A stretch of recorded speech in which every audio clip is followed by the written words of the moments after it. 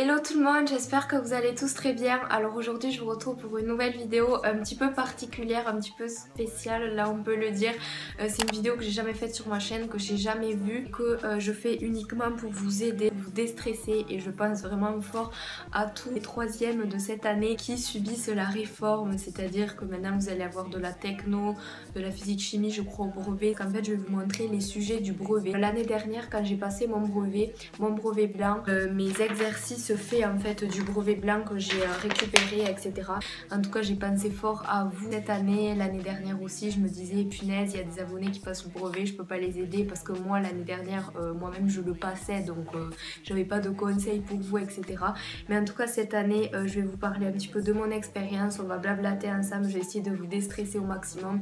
Vous inquiétez pas, il n'y aura pas que cette vidéo, il y en aura d'autres. Montrer un petit peu genre pendant que je parle les réponses, les exercices, comme ça vous pouvez vous entraîner sur ce type d'exercice, etc. Donc du coup voilà, si vous avez envie de voir les brevets, si vous avez mal vu, n'hésitez pas à m'envoyer un mail à cette adresse qui s'affiche juste ici. Donc je l'ai créé exprès pour vous aider. Donc si vous avez envie de voir le brevet scanné ou pris en photo ou un exercice en particulier que vous avez mal vu dans la vidéo, n'hésitez pas, si ça peut vous aider, si ça peut vous aider à avoir le brevet ou à vous entraîner, être plus confiant quoi, n'hésitez pas, envoyez-moi un mail et je vous envoie les exercices, les sujets, mes réponses, ce que j'ai rédigé, même si c'est pas toujours juste, au moins vous voyez ce qu'il faut faire ou ne pas faire. Vraiment moi j'étais la première à stresser, je suis quelqu'un hyper stressé, et en fait une fois que j'ai fini le brevet je me suis dit c'était pas si difficile en fait. Franchement il suffit d'être un minimum sérieux. Moi j'étais pas une élève très studieuse et pourtant je l'ai eu avec mention assez bien. Donc franchement le truc que j'ai le plus bossé sans vous mentir c'est l'histoire de l'art. Là par contre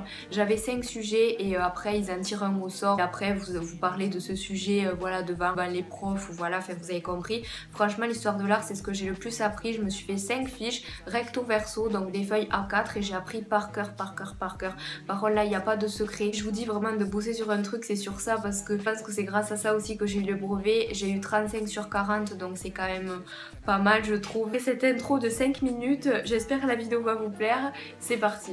Donc du coup je compte sortir une vidéo aussi comment avoir le brevet, les conseils à ne pas prendre à la légère, que je vous mettrai dans le petit ici ou ici, je sais jamais, et en description aussi. Donc voilà, n'hésitez pas à aller voir. Je sais pas si elle sortira avant ou après cette vidéo, mais en tout cas si elle sort après je reviendrai quand même dans cette vidéo, vous le mettre dans le petit et en description, ne vous inquiétez pas. J'ai mon brevet blanc d'histoire-géographie, donc voilà j'avais eu 11 sur 20. Mon appréciation c'était des analyses intéressantes mais des lacunes au niveau des repères de la géographie. Ah si, j'ai le sujet de français de 2016, de l'année dernière. J'ai le sujet de rédaction aussi, donc le sujet 1 et le sujet 2, donc c'est invention et rédaction. Je prends toujours rédaction parce que c'est le plus facile et je pense que au moins là vous faites pas de hors sujet, vous partez pas en couille, parce qu'invention franchement je vous déconseille, à moins que votre prof vous ait dit à chaque fois que vous faisiez des évaluations en classe, oui t'as des bonnes notes en invention, mais vraiment je vous conseille vraiment de privilégier la rédaction, et c'est ce que les profs m'ont toujours dit d'ailleurs. Là c'est mon brouillon en fait de français, je me suis dit ça peut peut-être aider des gens, et au moins je vais vous parler de comment je fais mes brouillons. Un texte, voilà, il n'était pas quand même très long, c'était cool, il n'était pas très compliqué, donc je vous conseille vraiment quand vous avez un sujet de français, un texte comme ça, avant d'avoir lu le texte, lisez déjà les questions, comme ça quand vous allez lire le texte vous allez déjà réfléchir à la question qu'on vous a posée, ça sera plus facile, et en plus ça aide à la compréhension du texte. Donc vraiment je vous conseille de faire ça. Je vous conseille également d'entourer, de surligner, de faire des flèches. Vous avez un mot que vous comprenez pas, surlignez-le et attardez-vous bien dessus, et essayez de comprendre le sens de la phrase pour savoir ce que signifie ce mot. Là j'ai pas fait beaucoup, mais vraiment mais surligner vraiment pas mal. Bon, surlignez pas pour surligner, hein. Surlignez s'il y a des thématiques similaires, ou voilà si vous avez des trucs importants ou justement une réponse. Voilà, je vous conseille aussi par exemple si vous avez peur de pas avoir assez de temps, vous lisez les questions, vous lisez le texte, et au fur et à mesure du texte quand vous avez la réponse vous la surlignez, comme ça vous surlignez pour chaque question, et après vous n'avez plus qu'à rédiger à la fin. Ça c'est vraiment un truc qui vous fait gagner énormément de temps. Donc là il y avait la première page c'était le texte, et ensuite la deuxième page c'était les questions. Donc j'ai pris 1h10 à peu près, je l'ai écrit ici, vraiment j'ai pensé passé à tout pour vous l'année dernière. J'ai pris 1h10 à tout rédiger. Il vous demande de présenter le narrateur, quelle est son attention, pas quelque chose de très oufissime. Voilà, c'est pour moi des points faciles le français. C'était heureusement qu'il y avait ça et l'histoire de l'art parce que les maths franchement c'était ça coinçait quoi. Et ensuite la réécriture était sur 4 points. Donc je pense que pour le français j'ai pas d'autres trucs à vous dire. Je vais vous parler de comment je fais mon brouillon. Donc comme je vous l'ai dit, mon secret c'est le surlignage, de déjà réfléchir aux paragraphes et au saut de ligne à chaque paragraphe. À chaque paragraphe vous faites une alinéa, donc un espace, et vous sautez une ligne entre chaque paragraphe et vous faites à chaque fois un alinéa. Je vous conseille déjà de le faire au brouillon, comme ça quand vous recopiez vous réfléchissez moins. Enfin, vous, par exemple là vous faites le max sur le brouillon, comme ça pendant que vous réécrivez ça sur la copie, parce que moi j'ai quand même écrit pas mal, hein, vous ne réfléchissez plus, vous vous reposez, voilà, vous laissez votre cerveau au repos parce qu'il bouillonne, donc au moins là vous avez, c'est juste du recopiage, comme ça au moins vous vous fatiguez moins. En tout cas, la rédaction c'est vous qui choisissez, donc il n'y a pas forcément non plus de critères. Je le mettrai à l'écran, donc il vous dit de traiter au choix l'un des deux.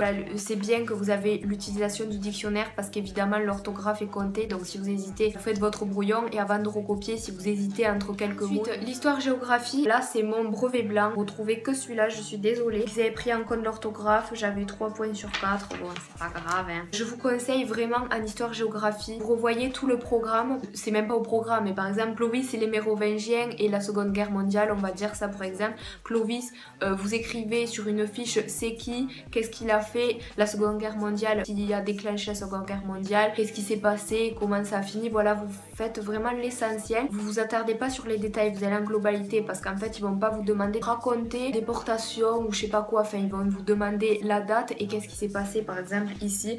Donc là j'avais eu vraiment faux, c'était 52 avant Jésus-Christ, qu'est-ce qu'il y a eu, j'ai aucune idée, mais du coup j'ai mis la naissance de Périclès, même si je savais très bien que c'était pas ça, mais je n'avais aucune idée de ce qui s'était passé en 52 avant Jésus-Christ. Du coup vraiment répondez, ne laissez aucune case vide, voilà. Donc ensuite il m'avait demandé qu'est-ce qui s'était passé en 1492, donc c'était la découverte de l'Amérique, ça qui ne le sait pas, à vous raconter vite fait. Ensuite là les 2 dernières dates j'avais eu faux également. Donc, ensuite là il m'avait demandé de raconter la crise de Cuba. Heureusement que notre prof nous a dit révisez bien la crise de Cuba, donc heureusement qu'il nous a dit ça parce que sinon je pense pas que je l'aurais révisé. Ouais, 4 paragraphes dont un faux, donc visiblement il fallait pas faire d'introduction, enfin j'ai pas compris pourquoi ils m'ont mis ça. Ah oui, est-ce que je vous conseille quand par exemple là ils m'ont demandé de raconter la crise de Cuba, vraiment mettez un exemple ou un terme que vous avez utilisé dans le cours parce que ça plaît énormément au correcteur. À chaque leçon en fait que j'avais révisé avant le brevet, j'ai appris un terme de cours. Par exemple là à Cuba c'était le téléphone rouge, donc des tensions etc. Enfin bref on s'en fout, je vais pas vous faire un cours d'histoire,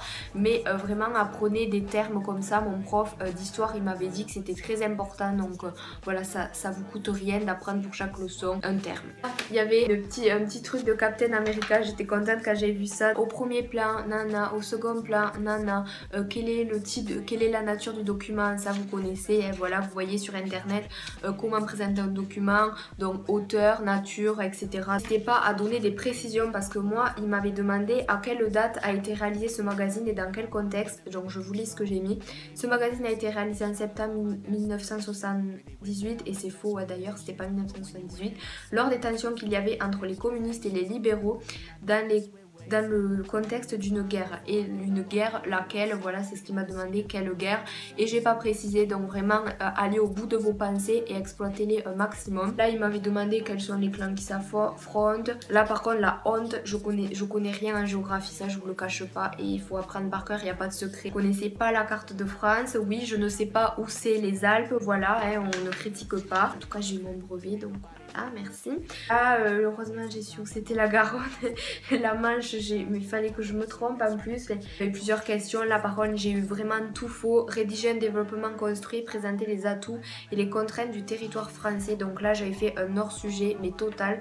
J'étais partie en couille, donc lisez bien les consignes. Une affiche comme ça. Ah oui, un truc que je veux vous dire, les profs qui vous disent, ou les gens qui disent qui ont jamais passé le brevet ou même qui l'ont passé on s'en fout, ils disent ouais le brevet blanc c'est toujours plus dur que le brevet. Alors c'est des conneries totales, c'est vraiment de la pure merde quand je vous dis ça, parce que ça veut dire quoi, le brevet blanc il est toujours plus dur que le brevet blanc est plus dur que le brevet. Ben non, parce que quand le brevet blanc on vous le donne, les sujets du brevet on les a pas encore choisis, donc ils peuvent pas, personne ne peut savoir si c'est plus dur ou pas dur, donc ça veut rien dire, ça franchement ça m'énerve d'entendre ça. Là c'était encore le même type d'exercice, d'écrire un document, nanana, et là ils m'ont demandé les 3 valeurs de la République française, de poser des questions un petit peu bateau, gagner des points, donc ça c'est plutôt pas mal. Ensuite on va passer à nos amis les maths, donc je vais pas m'attarder sur la session 2015, j'ai fait pour m'entraîner etc, donc je vous mettrai les petits close-up au moment où je parle ça va pas faire très beau sur l'écran, mais en tout cas voilà, au moins vous screenez et voilà. Surtout en maths aussi, là je l'ai pas fait parce que les maths c'est ce que j'ai le moins bossé, je vous avoue tout, hein. Donc n'hésitez pas à surligner aussi, par exemple quand on vous demande oui il y a 10 kilos à moins que chez Nathan, mais Roméo en a moins que Séverine, voilà, entourez bien qui c'est qui en a moins que qui, combien de kilos, voilà, entourez vraiment les valeurs, les chiffres etc, parce que ça c'est super important, au moins vous vous trompez pas, et n'oubliez surtout pas de penser à qu'est-ce que vous calculez quand vous faites un calcul. Brevet de 2016, parce que bon pas beaucoup, parce que comme je vous l'ai dit je suis nulle à maths, donc je vais pas vous donner des faux conseils, tandis qu'en histoire et en français et en histoire de l'art je peux vous en donner, mais là vraiment de justifier vos réponses, ça c'est le mieux quoi, et faites commencer par les exercices dont vous êtes à l'aise, c'est ceux qui vous parlent, voilà.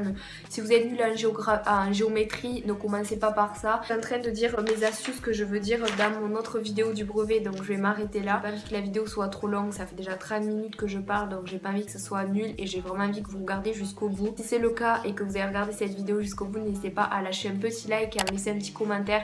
J'espère vraiment que je vais vous aider, j'espère vraiment que ça va bien se passer pour vous. En tout cas le jour du brevet, enfin les 2 jours du brevet, je mettrai un post sur Instagram pour vous demander comme à chaque rentrée, comme à chaque événement, si ça s'est bien passé, pour vous souhaiter bon courage. Donc je sais pas si je ferai un Getting Ready With Me veille du brevet et jour du brevet, on verra. En tout cas j'espère vraiment que je vous ai aidé, n'hésitez pas à me poser des questions si vous avez le moindre doute sous cette vidéo, c'est mieux qu'en privé, comme ça au moins si certains ont la même question, voilà, vous verrez ma réponse directement.